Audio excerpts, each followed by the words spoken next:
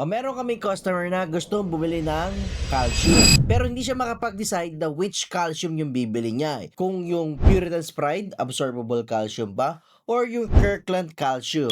So, ipapakita ko sa inyo kung ano yung pinagkaiba nitong dalawa. Pakita ko muna yung itsura ng laman. Ito kasing Puritan's Pride calcium. Naka-soft gel form siya. So, ibig sabihin, swabe siya sa pag-inom. Hindi yung may pakiramdam na may sumasabit sa lalamunan mo. Yan yung itsura niya.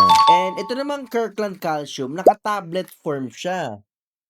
Yan. Ayan siya. Matigas siya. So, yan. Pakita ko malapitan. Yan. Tingnan natin yung supplement facts niya. So, ito naman yung sa Kirkland Calcium. Yan. So, meron siyang 600 mg and 400 IU na vitamin D3 per tablet. And ito naman Puritan's Pride. Per soft gel, meron siyang 600 milligrams na calcium and 5,000 IU na vitamin D3.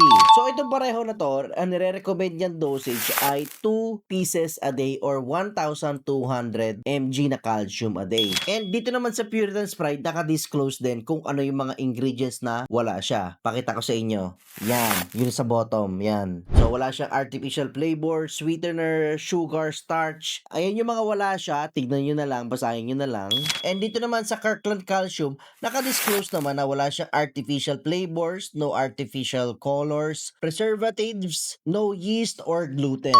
So, ang soft gels form naman, mahal siya compared to this one. So, yun yung pinagkaiba nila price. So, if you don't mind taking yung tablets form and sanay ka naman, then go for calcium. Pero, kung ayaw mo yung may pakiramdam na sumasabit at hirap ka lumunok ng tablets, then go for soft gels.